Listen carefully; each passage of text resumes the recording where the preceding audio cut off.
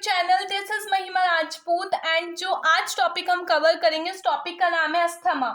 Asthma is the second most important topic हमारी respiratory disorders का। सबसे पहले हम स्टार्ट करते हैं introduction with the introduction of asthma.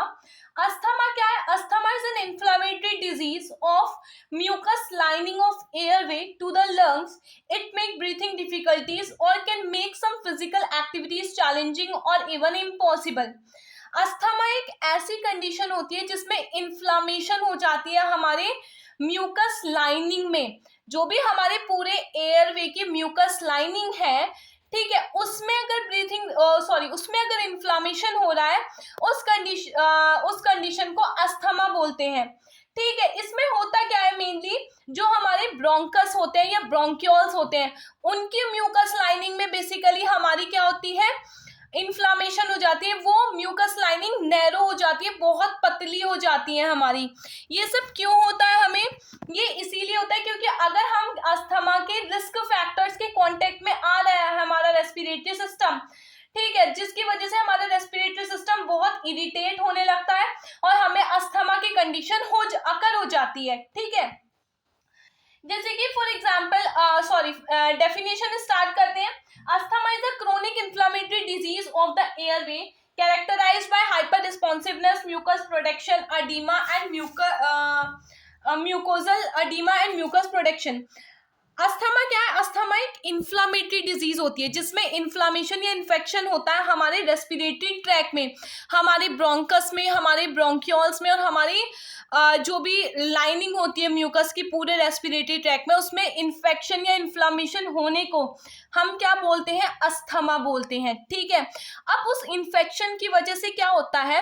हमारा पूरे का पूरा जो ब्रांचेस वाला पैटर्न होता है, ब्रोंकस होते हैं, वो नैरो हो जाते हैं, वो एडिमा, उनमें सूजन आ जाती है, रेडनेस हो जाती है उनमें, वो नैरो हो जाते हैं। ठीक है, जैसे कि फॉर एग्जांपल अगर हमारा कोई बॉडी पार्ट कट कर दे या फिर हमारे कोई बॉडी में बहुत गहरी चोट लग जाए, उस चोट लगने की वजह से जो रेडनेस रहेगी उसके चारों तरफ, या जो हमारा पेन रहेगा उसके चारों तरफ, ठीक है, या फिर जो एडिमा रहेगा, सूजन सी बनी रहेगी, इरिटेशन होगी, उस बिल्कुल वैसी ही कंडीशन कहाँ होती है? हमारे ब्रोंकस और ब्रोंक्यूल्स में होती है।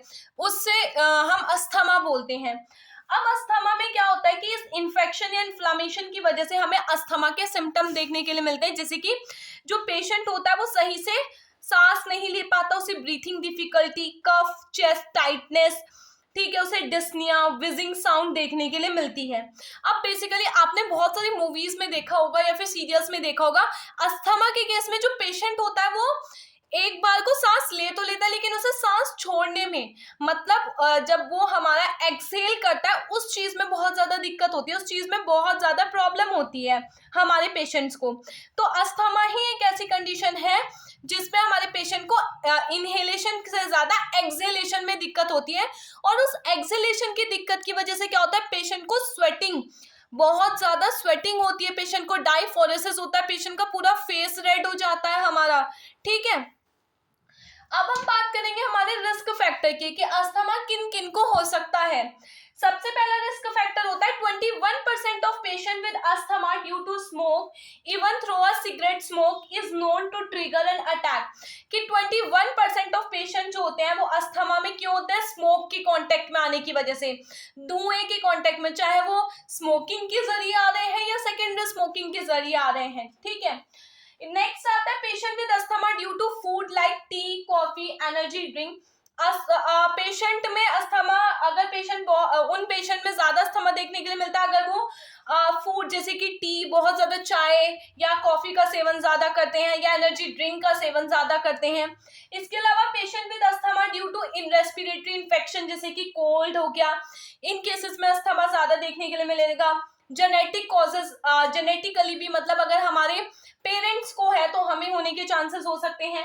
One of the most important risk factor of asthma is pollution. अगर हम पॉल्यूशन के कांटेक्ट में रहते हैं, ठीक है, पेट जैसे कि कैट्स वगैरह होती हैं, इनसे, इनके फैदर से अस्थमा हो सकता है।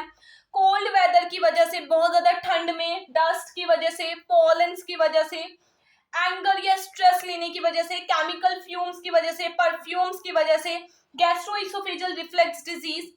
अब गैस्ट्रोइसोफेजियल रिफ्लक्स डिजीज क्या होती है? ये एक ऐसी कंडीशन होती है जिसमें हमारा जितना भी गैस्ट्रिक कंटेंट होता है वो बैकफ्लो होने लगता है, ठीक है।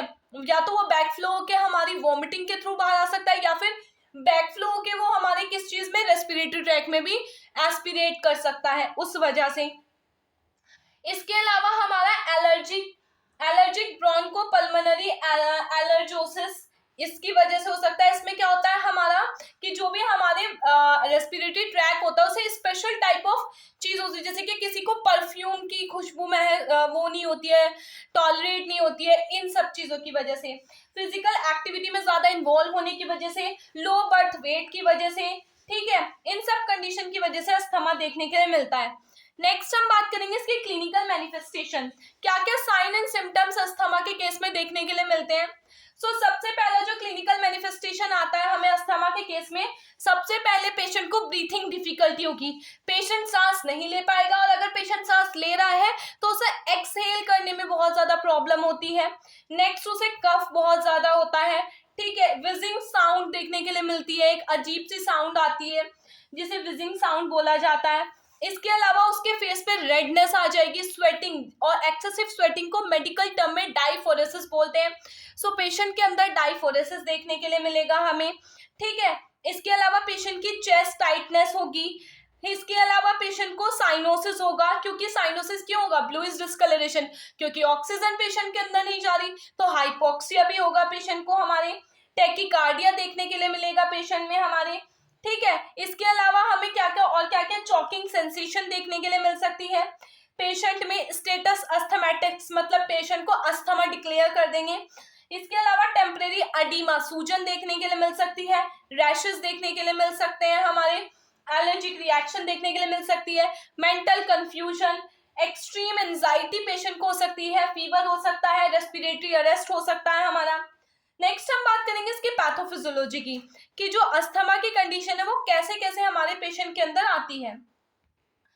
सबसे पहले क्या होता है कि किसी भी इडियोलॉजिकल फैक्टर की वजह से हमारे जो पेशेंट होता है वो कांटेक्ट में आता है, किस चीज के, रिस्क फैक्टर्स के कांटेक्ट में आता है, या फिर किसी भी इडियोलॉजिकल फैक्टर की वजह से हमारे अंदर जो है कोई भी चीज एंटर कर जाती है, ठीक है। फॉर एग्जांपल कोई भी एलर्जेंस या फिर एलर्जेंस मतलब माइक्रो ऑर्गेनिज्म वगैरह एंटर कर दी, या फिर किसी चीज से एलर्जी है पेशेंट को, देन उसके बाद क्या होगा, उसके बाद जो भी हमारी एक्सहेल करने के बाद जो भी हमारा ब्रोंकस होगा उसमें इरिटेशन होनी स्टार्ट हो जाएगी, इरिटेंट होना स्टार्ट हो जाएगा।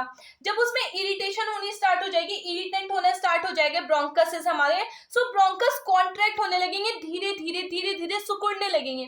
जब वो धीरे धीरे कॉन्ट्रैक्ट होंगे हमारे ब्रोंकस, तो म्यूकस प्रोड्यूस होगा उन ब्रोंकस में से।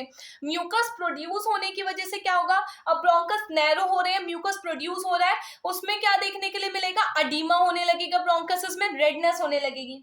इसकी वजह से जो ब्रोंकस है वो पूरी तरीके से, ब्रोंकस मान के चलो, इमेजिन करो पाइप है, पाइप में कूड़ा पाइप क्या हो गया, पाइप धीरे धीरे, हम पाइप को आग के पास लेकर के गए और वो पाइप धीरे धीरे क्या होने लगा, पिघलने लगा, नैरो होने लगा। नैरो पिघलता है तो उसमें से थोड़ा थोड़ा सा हमारा फ्लूइड के तरीके से फ्लूइड सा निकलता है, ब्लैक कलर की ऐश निकलती है, बिल्कुल वही म्यूकस समझ के चलो, ठीक है। कि ब्रोंकस है, ब्रोंकस नैरो हुआ तो क्या हुआ, उस नैरो, जब ब्रोंकस धीरे धीरे सिकुड़ रहा है तो हमारे म्यूकस निकल रहा है, मतलब कि हमारा म्यूकस प्रोड्यूस हो रहा है।